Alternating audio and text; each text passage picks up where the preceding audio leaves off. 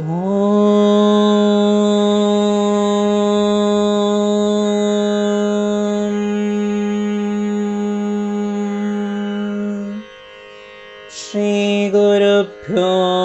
नमः। ಶ್ರೀಮನ್ನಾರಾಯಣೀಯಂ 95ನೇ ದಶಕ ಧ್ಯಾನಯೋಗ. ಆದೌ ಹೈರಣ್ಯಗರ್ಭೀಂತನುಮವಿಕಲಜೀವಾತ್ಮಿಕಾಮಾಸ್ಥಿತಸ್ತ್ವಂ ಜೀವತ್ವಂ ಪ್ರಾಪ್ಯ ಮಾಯಾ ಗುಣಗಣಖಚಿತೋ ವರ್ತಸೆ ವಿಶ್ವಯೋನೇ.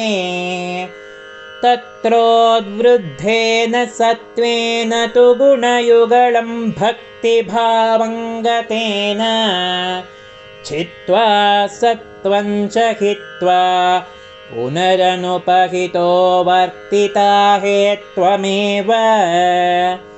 ಸತ್ವೋನ್ಮೇಷಾತ್ ಕದಾಚಿತ್ ಖಲು ವಿಷಯರಸೆ ದೋಷಬೋಧೇಪಿ ಭೂಮನ್ ಭೂಯೋಪ್ಯೇಷು ಪ್ರವೃತ್ತಿಃ ಸತಮಸಿ ರಜಸಿ ಪ್ರೋದ್ಧತೆ ದುರ್ನಿವಾರಾ. ತಾವದ್ಗುಣಾಶ್ಚಗ್ರಥಿತಮಿಹ ಮಿಥಸ್ತಾನಿ ಸರ್ವಾಣಿ ರೋದ್ಧುಂ ತುರ್ಯೇ ತ್ವಯ್ಯೇಕಭಕ್ತಿಃ ಶರಣಮಿತಿ ಭವಾನ್ ಹಂಸರೂಪೀನ್ಯಗಾದೀತ್.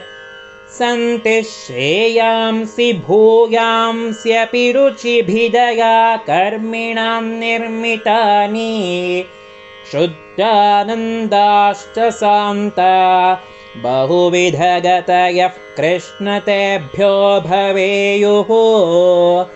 ತ್ವಂಚಾಚಕ್ಯಾಥ ಸಖ್ಯೇನ ನು ಮಹಿತತಮಾಂ ಶ್ರೇಯಸಾಂ ಭಕ್ತಿಮೇಕಾಂ. ತ್ವದ್ಭಕ್ತ್ಯಾನಂದತುಲ್ಯಃ ಖಲು ವಿಷಯಜುಷಾಂ ಸಮ್ಮದಃ ಕೇನ ವಾ ಸ್ಯಾತ್. ತ್ವದ್ಭಕ್ತ್ಯಾ ತುಷ್ಟಬುದ್ಧೇಃ ಸುಖಮಿಹ ಚರತೋ ವಿಚ್ಯುತಾಶಸ್ಯ ಚಾಶಾಃ. ಸರ್ವಾಸ್ಯುಃ ಸೌಖ್ಯಮಯ್ಯಃ ಸಲಿಲಕುಹರಗಸ್ಯೇವ ತೋಯೈಕಮಯ್ಯಃ. ಸೋಯಂ ಖಲ್ವಿಂದ್ರಲೋಕಂ ಕಮಲಜಭವನೈ ಯೋಗಸಿದ್ಧೀಶ್ಚ ಹೃತ್ಯಾಃ. ನಾಕಾಂಕ್ಷತ್ಯೇತದಾಸ್ತಾಂ ಸ್ವಯಮನುಪತಿತೆ ಮೋಕ್ಷಸೌಖ್ಯೇಪ್ಯನೀಹಃ. ತ್ವದ್ಭಕ್ತೋ ಬಾಧ್ಯಮಾನೋಪಿ ಚ ವಿಷಯರಸೈರಿಂದ್ರಿಯಾ ಶಾಂತಿಹೇತೋಃ. ಭಕ್ತ್ಯೈವಾಕ್ರಮ್ಯಮಾಣೈಃ ಪುನರಪಿ ಖಲು ತೈರ್ದುರ್ಬಲೈರ್ನಾಭಿಜಯ್ಯಃ. ಸಪ್ತಾರ್ಚಿರ್ದೀಪಿತಾರ್ಚಿರ್ದಹತಿ ಕಿಲ ಯಥಾ ಭೂರಿದಾರು ಪ್ರಪಂಚಂ. ತ್ವದ್ಭಕ್ತ್ಯೋಘೇ ತಥೈವ ಪ್ರದಹತಿ ದುರಿತಂ ದುರ್ಮದಃ ಕ್ವೇಂದ್ರಿಯಾಣಾಂ. ಚಿತ್ತಾರ್ದ್ರೀಭಾವಮುಚ್ಚೈರ್ವಪುಷಿ ಚ ಪುಲಕಂ ಹರ್ಷಬಾಷ್ಪಂ ಚ ಹಿತ್ವಾ. ಚಿತ್ತಂ ಶುದ್ಧ್ಯೇತ್ ಕಥಂ ವಾ ಕಿಮು ಬಹು ತಪಸಾ ವಿದ್ಯಯಾ ವೀತಭಕ್ತೇಃ. ತ್ವತ್ಗಾಥಾಸ್ವಾದಸಿದ್ಧಾಂಜನ ಸತತಮರೀಮೃಜ್ಯಮಾನೋऽಯಮಾತ್ಮಾ. ಚಕ್ಷುರ್ವತ್ತತ್ವಸೂಕ್ಷ್ಮಂ ಭಜತಿ ನ ತು ತಥಾಭ್ಯಸ್ತಯಾ ತರ್ಕಕೋಟ್ಯಾ.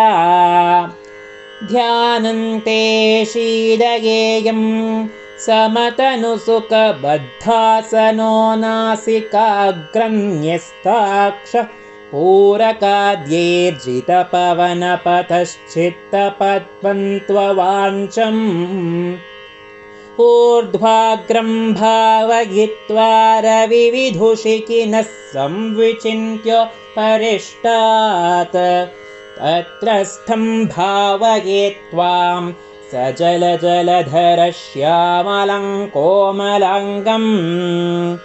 आनीलश्लक्ष्णकेशं ज्वलितमकरसत्कुण्डलशोभितम् कुण्डलं मन्दहास स्यन्दार्द्रं कौस्तुभश्रीपरिगतवनमालोरुहाराभिरामम् श्रीवत्साङ्कं सुबाहुं मृदुलसदुदरं काञ्चनच्छायचेदम् चारुस्निग्धोरुमम्भोरुहललितपदं भावगेऽहं भवन्तम् सर्वाङ्गेष्वङ्गरङ्गत्कुतुकमतिमुहुर्धारयन्नीशचित्तम् तत्राप्येकत्र युञ्जे वदनसरसिजे सुन्दरे मन्दहासे तत्रालीनन्तु चेतः परमसुखचिदद्वैतरूपे वितन्वन्